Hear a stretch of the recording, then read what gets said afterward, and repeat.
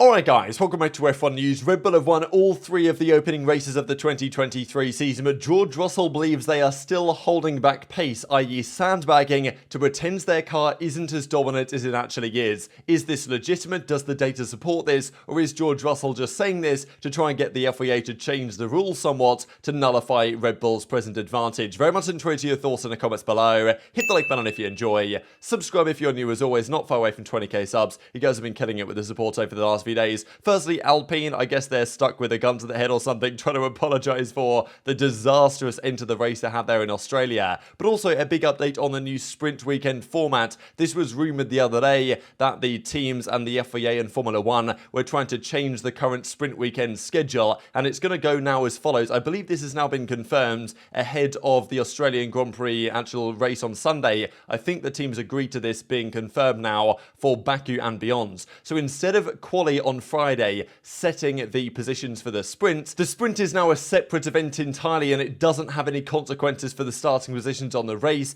This, I think, is a good step because it means there's more incentive to actually take risk in the sprints. FP1 might just stay as 1 hour. I don't know if it's going to be extended to 1.5 or 2 hours because they lose the teams the FP2 on Saturday because they're replacing that with another qualifying session just for the sprints. I would like it if the quali for the sprint was like a one-shot quali or some sort of different format, but I guess for now that's going to remain as just the Q1, Q2, Q3 style, but that is probably coming in for Baku in only a couple of weeks' time. So big changes there that the teams are going for, and Formula 1 clearly wants to see happen. Whether that's good or not, I guess time will only tell. Still not a big fan of sprints, but I think if they are going to do it, what they're trying to do here is probably superior. Now, the big talking point of the day, though, was how fast the RB19 is. Lewis Hamilton commented on it and says, look, Max is in another league. His car is so fast, passed me halfway down the straight and he was already several meters ahead. I don't know how it is so quick on the straight. It is just insane. Definitely with DRS under power, right? The Red Bull with DRS open is an absolute rocket ship, there's no doubt. It's good in a straight line already,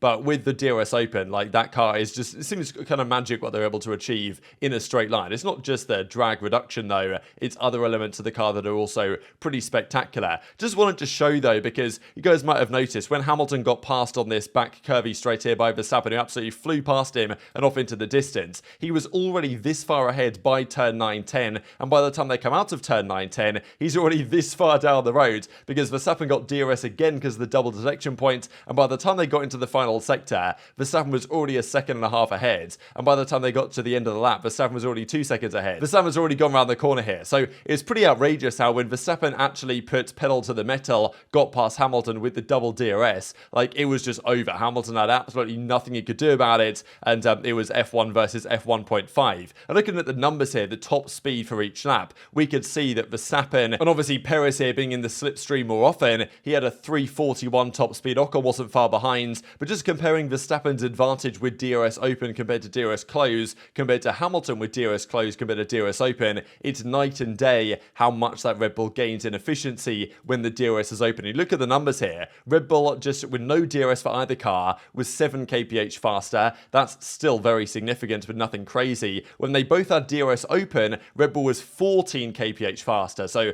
they have twice the efficiency, and there was a video from the race discussing how they're able to do this. Really, it just comes down to getting all the pieces at the back of the car working flawlessly together to properly stall the beam wing with the airflow to ensure that they can just reduce their drag very significantly compared to the opposition. And with no DRS open for the Mercedes and DRS for the Red Bull, 36 kph faster. That is an outrageous delta that Max Verstappen had. But of course, it's not just the straight line speed. They're able to do this in the corners as well, if not be faster in the corners while still maintaining a faster straight line speed. In qualifying though, it's nothing spectacular, and this was the race pace from yesterday's Grand Prix. Now, I don't think this tells the full story just because with the 4 DRS zones in play, Gasly was able to keep up with Sainz because he was in the DRS. But, you know, was Gasly actually only 5/10 off the Red Bull? I don't think so. There was factors that made it look more competitive for certain teams and for certain cars. Sainz did well. Hamilton was about 3/10 off the Verstappen Red Bull on average. Perez was further back, but of course he was fighting through the field, so was getting held up, as was Piastri for many laps during the Grand Prix itself. So Verstappen technically 2.5, 3/10 faster than the field here, but that doesn't feel like the reality of the situation. When Verstappen wanted to, he could put a massive gap on Hamilton. Now, I believe part of why Verstappen was able to establish that 2-second gap by the time they got to the start of the next lap was that Hamilton just backed backed off a little bit because he knew that he wasn't going to keep up with Verstappen. There was no point fighting in that 2-second dirty air window. Just decided to let Verstappen go, make sure that he can maintain his tyres for the fight with Alonso that was to come. Probably a wise decision. So I do think there was an element, and the numbers say this, that Hamilton did drop back a bit in terms of pace in that final sector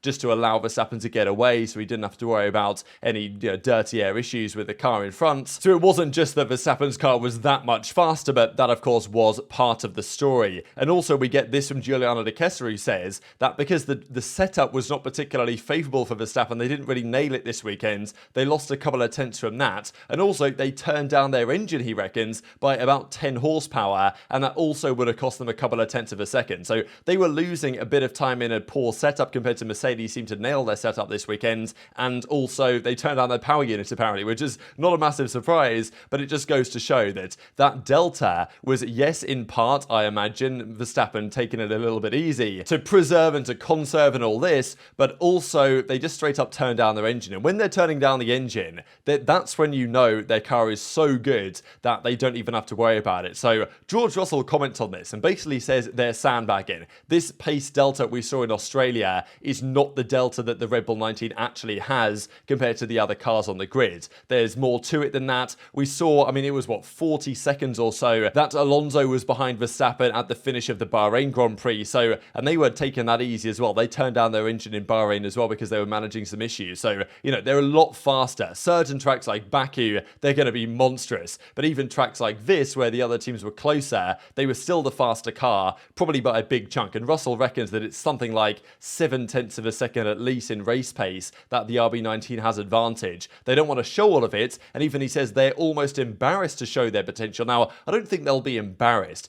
Probably what he means is they're going to be apprehensive to a certain degree. If they show that they're actually, if they went all out, right, and Verstappen likes driving all out, so they have a hard time stopping him from doing so. But if he was to really go all out and just show his pure pace, because even last year at the Austin Grand Prix in Texas, when he had that poor pit stop and he had to catch up Leclerc and catch up Hamilton, when he actually put pedal to the metal and went for it, he was lapping so much quicker than even we saw from the RB18 when it was in the lead of a race. So even last year, I think they were doing a bit of this. And this year, I think it's almost certain to be the case. I think they'll be apprehensive though, because if it's clear that the RB19 is way faster than their competitors and they're beating them by a minute every single Grand Prix, Formula One will step in at some point. It's happened in the past, especially nowadays with this push towards entertainment. And we argued yesterday that there's an argument to say that the reason why we saw quite a lot of, red flags yesterday as opposed to maybe safety cars is because you can argue that's more entertaining for the fan perspective. And if there's a borderline situation now, they might favour a red flag because it's just straight up more entertaining and they won't want the sport to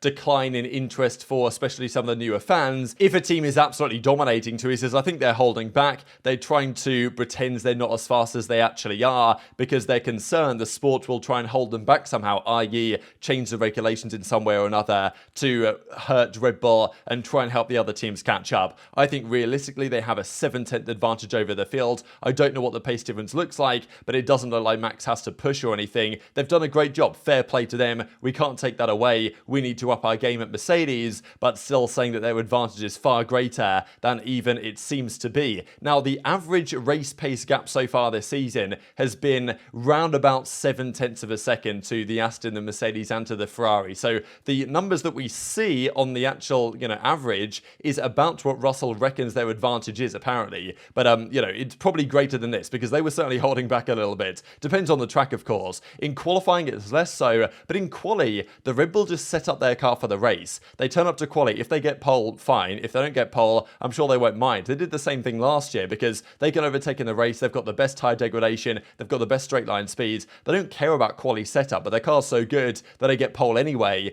and their race pace is so far ahead. Now, this will remind many of what Mercedes were up to back in 2014. Now, in 2014, a lot of Mercedes' advantage was through their engine, which was more powerful than anyone else's. And it seems to me that now it's more than likely Red Bull's aero that's giving them the key advantage here. But multiple engineers from Mercedes back in the 2014 days have admitted they used to turn their engines down in qualifying. They said here it would put a lot of tension on the pit wall because they didn't want to seem so good. The thinking was if the Mercedes has looked ridiculously good, something would be done about it. The FIA would step in to try and shut them down somehow and go back to the old engines, which the Mercedes dominated when that new V6 turbo hybrid era came into effect. In qualifying, we would never turn the engine up for Q1 and Q2. It was run in a sort of idle mode. And going on to say here, then we had to debate to how much we'd turn up the engine in Q3 because, Toto would say, that's too much, that's too much. And I'm thinking, if we don't get pole, we'll look like a right bunch of mugs because we've clearly got the fastest car. And that went on for a long time, and it was a nice conversation to have. So, I mean, obviously the car was great already, but in addition to that advantage, they were choosing how much to sandbag because they wanted to play the politics game, and they played it quite well, to try and prevent any rule changes to stop them, whereas their actual advantage was so great that if they'd have shown it every race weekends, then someone would have probably stepped in and said, all right, we're going to change the rules here to try and make the sport a little bit fairer, or go back to the old V8 engines potentially. So, Mercedes played this quite well. And Red Bull, I'm sure, are learning from history. Their car is clearly far better than the competition, but they won't want to be showing the full potential every weekend if they don't have to, because if they're going to win anyway, if they're going to get a P1, P2, doesn't matter if you're a minute down the road or 10 seconds. Verstappen seemed to get to 10 seconds and just maintain, and he went off the road track. He locked up, went off into the grass, lost about 4-5 seconds, and within 2-3 laps he was back up to 10-second gap again, and then he maintained that for the race. So, it's quite clear that Russell has a point, I think. The question is, does he have an ulterior motive in this claim to say, look, Red Bull, or to the FIA, to Formula 1, like, hey, they're better than even they look right now, something's got to be done, and maybe the start of a push here from Mercedes and others to try and get the regulations tweaked in some way or another to slow them down. Mercedes will try their best. They have big upgrades to come, and Hamilton says we've got to close that gap. It's going to be tough, but it's not impossible. Even Mike Crack saying from Aston Martin, they've got improvements to make. They've got new parts in Baku and Imola and in Montreal, so we'll see how much that closes a gap potentially to Red Bull, but still, Red Bull have a big upgrade arriving in Baku apparently that's worth 3-4 tenths of a second. So, I mean, man, if that's the case, like, they're going to be a lap faster than everyone else on the track in Baku. Whether they show that pace advantage is up to them, because if they do, then, more questions start to be raised behind the scenes. So very much intrigued to your thoughts in the comment section below. Hit the like button if you enjoyed, subscribe if you're new, take care, and I'll see you next time.